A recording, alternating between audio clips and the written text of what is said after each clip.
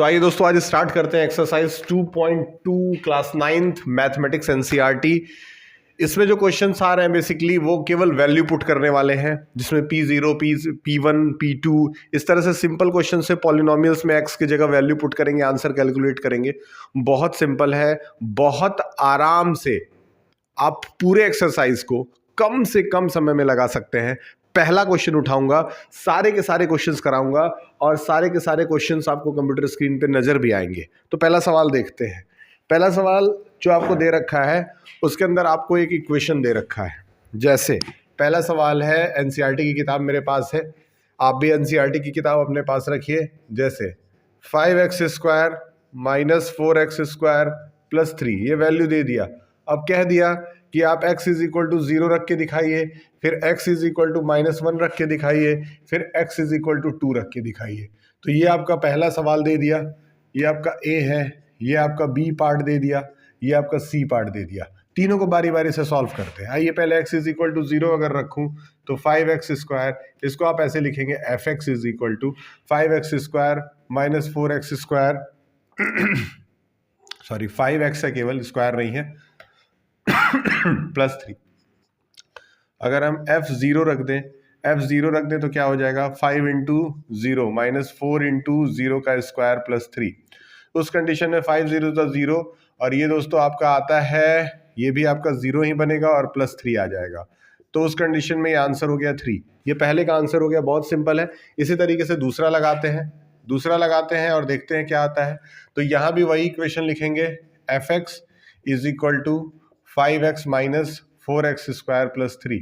इसमें आपको x की जगह -1 पुट करने का है, -1 पुट करिए। आइए तो सबसे पहले f -1 इस तरीके से आप बना दीजिएगा। तो f इंटू 5 इंटू -1 हो जाएगा, फिर -4 इंटू -1 का होल स्क्वायर हो जाएगा और प्लस 3 हो जाएगा। तो f -1 की जो वैल्यू आ रही है वो यहाँ तो -5 हो गया, यहाँ पे -4 हो गया, प्लस 3 हो गया। तो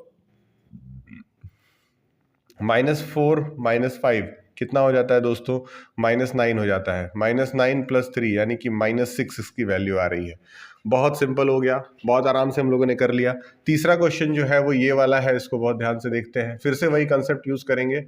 5x² है -5x है माइनस 4x² है प्लस 3 है।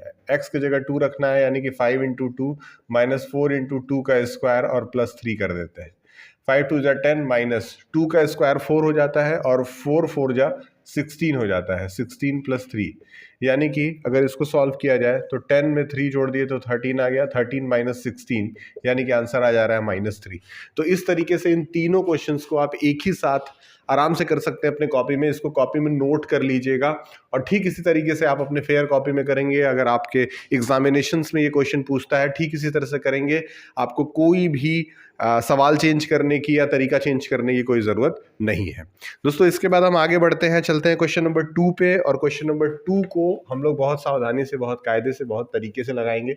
आइए क्वेश्चन नंबर 2 करने के लिए सबसे पहले क्वेश्चन को हम बांटेंगे। 4 सवाल है तो इसको 4 कैटेगरीज में बांटेंगे। सबसे पहली कैटेगरी में आते हैं। सबसे पहली कैटेगरीज में जो वैल्यू दिया है वो पी वाई का दिया है।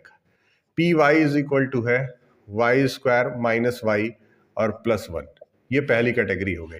अब आते हैं दूसरी कैटेगरी पे। तो ये दे रखा है P T is equal to 2 plus T plus 2t का स्क्वायर माइनस टी का क्यूब। ये दूसरी कैटेगरी हो गई। तीसरी कैटेगरी में आते हैं तो वो दे रखा है P X is equal to X का क्यूब। और अब इसके बाद आते हैं चौथी कैटेगरी में। तो चौथी कैटेगरी मैं सोचता हूँ कि अब मैं यही नोट कर लूँ क्योंकि ये छोटा होगा। तो चौथी कैटेगरी है आपका, फोर्थ क्वेश्चन है आपका, पी एक्स दे रखा है is equal to X minus 1 और एक्स प्लस 1। बहुत आराम से इस क्वेश्चन को लगाएंगे। सबसे पहले सवाल में समझ लेते हैं क्या कह रहा है। कह रहा है कि P0, P1 और P2 निकालिए। बहुत सिंपल है, सब में आप इस तरीके से लिख लीजिए P0, P1 और P2। इसमें भी, फिर इसमें भी P0, P1 और P2 और इसमें भी P0, P1 और P2। ठीक है दोस्तों, सबसे पहले इसको करते हैं। पहले P0 निकालने के लिए इसके जगह 0 रखेंगे, -0 + 1, तो कुल मिला जुला के आंसर यहाँ पे 1 आ जाएगा। उसी तरीके से P1 करते हैं तो ये 1 का स्क्वायर हो जाएगा, -1 + 1 हो जाएगा, तो +1 - 1 कट गया, मेरे ख्याल से दोस्तों यहाँ भी 1 आ जा रहा है। आगे बढ़ते हैं, P2 रखते हैं तो 2 का स्क्वायर हो जाएगा, -2 + 1 आ जाएगा, 2 का स्क्वायर 4 - 2 2 होता है, 2 + 1 = 3 होता है। ये आपका पहला सवाल लग गया। इस तरीके से आप अपनी कॉपी में करेंगे, कुछ भी तामझाम करने की और बहुत इसको टफ समझने की जरूरत नहीं है। यहां से हमारा ये दूसरा सवाल है। आइए, इसमें आपको P0 रखना है, यानी कि जहां तक हमको समझ में आ रहा है कि 2 + 0 + 2 × 0 का स्क्वायर -0 का क्यूब। तो इस कंडीशन में इसको मिटा लेता हूं, हो सकता है ये लंबा हो जाए थोड़ा सा। 2 प्लस यहाँ तो 0 आ जाएगा, -0 आ जाएगा, यानी यहाँ वैल्यू 2 आ रही है। अगर हम P1 निकाल करके देखते हैं, इसी क्वेश्चन में P1 की वैल्यू अगर निकालते हैं तो क्या हो जाता है, 2 + 1 + 2 × 1 का स्क्वायर -1 का क्यूब, तो हो जाता है 2 + 1 यानी कि 3 + 2 -1, तो 3 और 1, 3 में से 1 गया तो 2 बचा, 2 + 2 यानी कि 4 आ गया। इसके बाद हमको P2 निकालने का है, यहीं पे हम P2 निकालते हैं। तो P2 अगर निकालते हैं तो क्या हो जाएगा, 2 + 2 + 2 × 2 का स्क्वायर -2 का क्यूब। अगर इसको सॉल्व करते हैं तो देखते हैं क्या हो जाता है, 2 2 4 + 2 का स्क्वायर हो गया, 4 2 जा 8 -8, तो -8 -8 कट गया, यहाँ पे आपका +4 आ गया। आइए अब इधर निकालते हैं P0, P1 और P2। यहाँ पे P0 करेंगे तो 0 का क्यूब यानी कि 0 हो जाएगा, P1 करेंगे तो 1 का क्यूब यानी 1 हो जाएगा, और 2 का क्यूब यानी कि 8 हो जाएगा। सबसे सिंपल क्वेश्चन यही वाला था दोस्तों। और इसके बाद हमारा ये वाला पार्ट है, ये भी बहुत सिंपल है, आसानी से कर सकते हैं हम लोग। देखते हैं, Px = अब x की जगह देखते हैं क्या रखना है। x की जगह पहले 0 रखना है, तो 0 - 1 हो जाएगा। उसी तरीके से 0 + 1 हो जाएगा, तो 0 - 1 को -1 कहते हैं, 0 + 1 को 1 कहते हैं, आंसर आ गया -1। अब इसमें 2 रख करके देखते हैं, तो अगर हम P2 रखते हैं, ये था आपका P0, अब P1 रखते हैं। P1 अगर रखूँ मैं तो हो जाएगा 1 - 1, और यहाँ हो जाएगा 1 + 1, यानी कि कुल मिला जुला के इसकी वैल्यू 0 आ जाएगी, क्योंकि 1 से -1 को करने में 0 आता है, और 0 × 2 जो है वो टोटल 0 बन जाएगा। उसी तरीके से अब P2 निकाल लेते हैं। P2 निकालने के लिए हम लोगों ने क्या करना है, 2 - 1 लगाना है, और 2 + 1 लगाना है। 2 + 1 अगर लगा दिया जाए, 2 - 1 1 होता है, 2 + 1 3 होता है, यानी कि वैल्यू कुल मिला जुला के कितनी आ गई, 3 आ गई। और इस तरीके से ये क्वेश्चन नंबर 2 आपका पूरा एक ही साथ एक ही बार में बोर्ड पे आ गया। कोई भी सवाल छोड़ नहीं रहा हूँ, वैसे तो क्वेश्चंस बहुत सारे आसान हैं, लेकिन हमारा यही लक्ष्य है कि ये वीडियोस जो है वो आने वाले फ्यूचर जनरेशन के लिए, आने वाले लोगों के लिए जो इससे पढ़ना चाहते हैं उनके काम में आए, इसलिए कोई भी क्वेश्चन छोड़ने की जरूरत नहीं है, सब हैंड रिटन मोड में हम लोग लगाएंगे। आगे बढ़ते हैं, देखते हैं इसके बाद क्या करना है।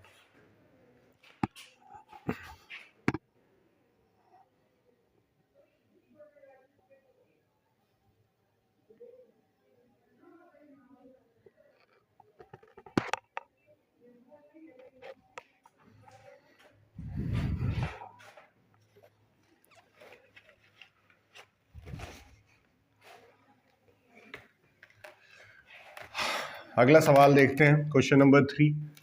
क्वेश्चन नंबर 3 वाला पार्ट थोड़ा सा बड़ा है, इसीलिए आराम से बारी बारी से करेंगे, कोई भी क्वेश्चन छोड़ने की आवश्यकता नहीं है। शांति से करेंगे, सावधानी से करेंगे। सवाल देखते हैं क्या है। सवाल मेरे पास किताब है, आप भी अपनी किताब को अपने पास रखिए।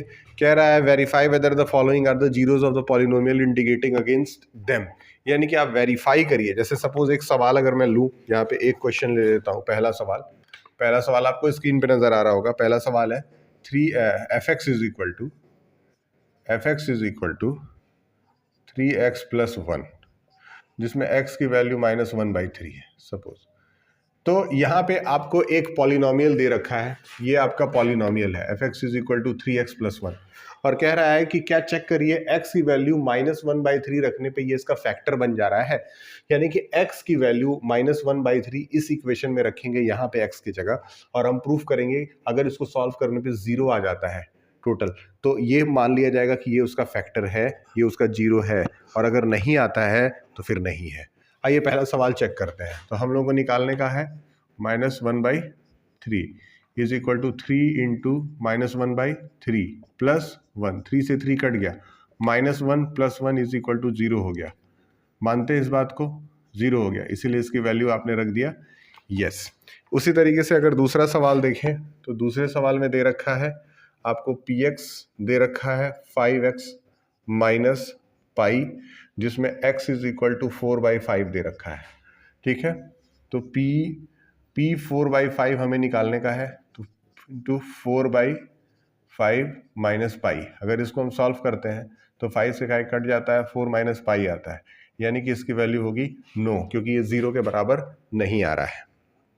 इसके बाद तीसरा सवाल है, तीसरा सवाल 1 2 3, आइए 1 2 3, 1 2 3 में क्या है fx, यहाँ पे भी px इज इक्वल टू आपका दे रखा है x² - 1, और रखना क्या है, x इज इक्वल टू 1 रखना है एंड -1 रखना है।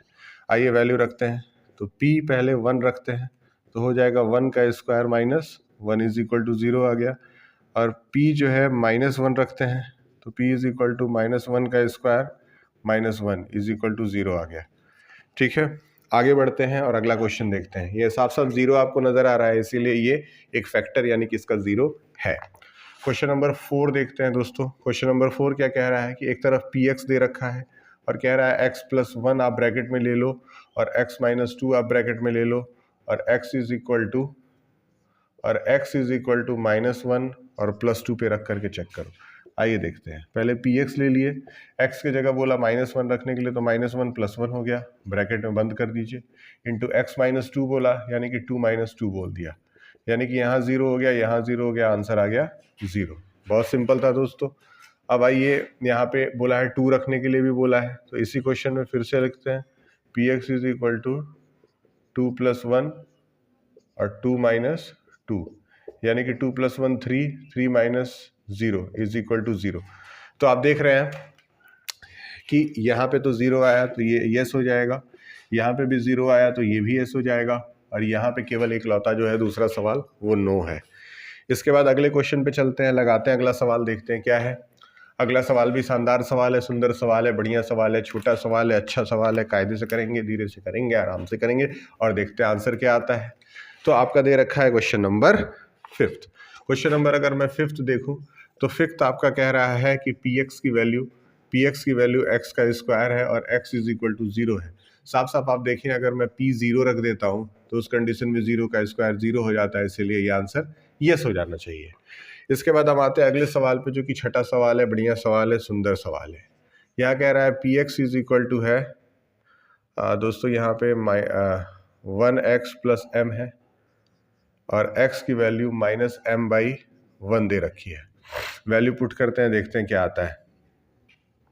अगर रख दूं मैं तो 1 × x की वैल्यू क्या हो जाएगी m, लेकिन यहाँ माइनस है मत भूलें, तो -m/1, और यहाँ हो गया आपका +m, माइनस से माइनस कट करके अब -m + m जो है वो किसके बराबर हो जाता है 0 के। तो बहुत सिंपल था ये भी सवाल। इसके बाद आपका 7वां सवाल देखते हैं। सातवां सवाल है, px दे रखा है 3x² - 1 के फॉर्म में, और दूसरी तरफ x की वैल्यू दे रखी है -1/√3 और 2/√3। आइए बारी बारी से रखते हैं, पहले p -1/√3 रख करके देखते हैं क्या आता है।